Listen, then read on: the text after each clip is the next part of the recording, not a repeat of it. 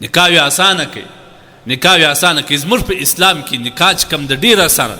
حدیث کې راځي نبی علیه السلام فرمایي ان اعظم النکاح برکتا ایسره مؤونه. هغه نکاح در ټولو زیات برکت خوند پکښې دا قرابت یې در ډېره وخت دوام لري. د خاوند او د میرمن په زړه کې محبت او مینه ډېر زیاتېږي. کومه نکاح چې هغه د ډېرو شرایطو رواجو او رسومات څخه خالي نکاح وي دا ډېره برکتمند نکاح ده. نن زما ستا په اوله کوزده کې څه دی خیش راځي وایي زه دونې کسان راولم. هغه د نجلۍ پلار ورته وایي زه دونې کسان کښېنوم. نو څه شته چې کښېنه بیا به ته دونې پیسې ورکوې. که په دې باندې د هلک پلار راضي نه یي دا خلکو ته دا پیسې اخیستل ناروا دي. دا تاسو مسله پوښتنه وکړئ د علماو څخه.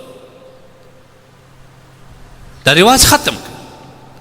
په دې کې تقریبا 1,00,000-2,00,000 روپۍ په دې کې ولاړ سي. که دغه 1,00,000-2,00,000 روپۍ د دې انجلۍ یا د دې هلک د کور په سامان خرڅ سي دا واده به د یوه کال په مخ کې په 6 میاشتې کې دننه وسي.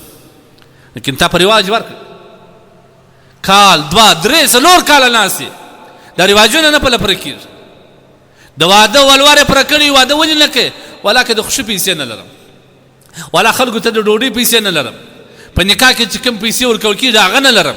د دغه رسوماتو د رواجو په خاطر باندې موږ نکاحوې سختې کړلې او د زنا دروازې مې خلاص کړه. دا په اسلام کې ته پوښتنه وکړه دا رواجونه په اسلام کې وو. خو نبي کریم صلی الله علیه وسلم د زمانې څخه تر اوسه پورې انبیا صحابه تابعین مجتهدین ائمه علما محدثین مفسرین هغه د دنیا نیکان خلکو نکاح یې وګوره چې په هغه کې دا شان وکړم انت ولیکئ د چا پر لاره وایي دا تا ته اسلام اجازه ده کې ازاده که اسانه که خیش ته وایي چې 2-5 کسان راسي زه خپل د لور دسمال در کوم خلاص رشکش ولې جوړه فقط په درې شان وکړه د دې هغې خوا پیسې ښځې ته یا د زوم خواښې ته په لور کې په لکو باندې هغه بیا ده ته بیکونه ور ډکوي په مټران ډکي ور ډکي بس دا کیسه روان دا جوړه واره د دې په یوز کې دا واره دا جوړه واره د دې په یوز کې دا واره او ټول عمر په قرابت کې دی یو تر بله په مغزي سره ګرځي. ولا ما خو نو دونې پیسې ورکړې د ما ته دا شی ما دونې شان وروړه د ما ته دونې شی راوړي په دې باندې دا یوازې معاوضه اخیستل ته په اسلام کې نه دي.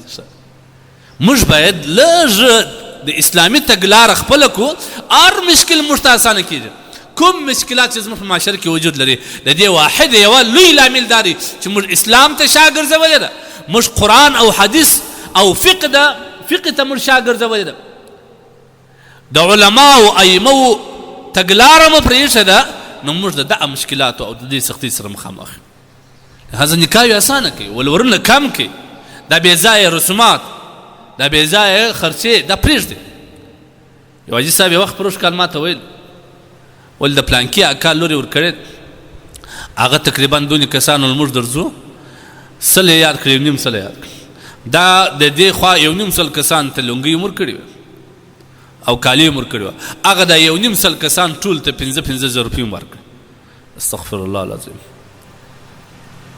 دا زموږ څه په معاشره کې پښتنو معاشره ته پښتنه وکړه دا به څه وي دا 15,000 روپۍ ته په 1.5 کې ضرب کړه دا څو پیسې کېږي د څو غریبانو غاړې په خلاصېږي د څو هغه کسانو چې ولورونه یې باندې د هغوی ولور په ادا کېږي. لیکن پر بل ځای چې دته کله غریب راسي مسکین راسي یا د دین د خدمت په باره کې پر ده غږ وکړي ولا 6 کال کارونه خراب دي ولا 6 کال مې زکات په برات کې لا پرس شوی غریبان ته دروازې بندې کړي په کوم ځای کې په بازار کې چې د ده یو کمپنۍ وي یا یو دکان وي هلته یې چوکیداران درولي چې ما ته څوک راپرېنږدي هغه مې د اسلام او د فقراو د مساکینو سره مینه سول دغه مې د رواجو سره مینه سول دا موږ ته خپله دوره ښکاري څو مټران ته په دوره کې بیا څو انسانان ته بیا هغه دې ته څه ورکوي او تا هغوی ته څه شي ورکوي دا تا د یو عالم څه پوښتنه کړې د علماو څه دې پوښتنه کړې زه علماو ته دا وایم همیشه زما د یو کشر په حیثیت زه دومره غټ سړی نه یم چې خلکو ته هدایت وکړم د یو کشر ورور په حیثیت باندې چې تاسو زموږ مشران یاست دې خلکو ته بار بار ووایاست په د مجالسو کې د دې یادونه ورته وکړي چې موږ حاجي صاحب دا نه دي ښه تر څو چې زموږ معاشره سمه سوې نه زموږ د معاشرې څخه رواجونه وتلي نه دي، هغه ساعت موږ سم موږ په اسلام کې یو، خو اسلام نه منو. موږ په اسلام کې یو، خو اسلام نه منو. دغه رواج او د اسلام په مقابله کې چې سره راسي موږ رواج ترجیح ورکوو، اسلام شاته ودي. لهذا ځانو نکاح یو عظیم سنت دی. که غواړې ستا زوی د بدې لارې راوګرځېږي، که غواړې ستا زوی د بل د ناموس څخه راوګرځېږي او خدای نخواسته ته سبا بدنامه نه ستا زوی د بل په ناموس نیولی نه، نو نکاح یې اسانه که ژر واده ورته وکړه، خلاص د خپل لور ژر ورکړه.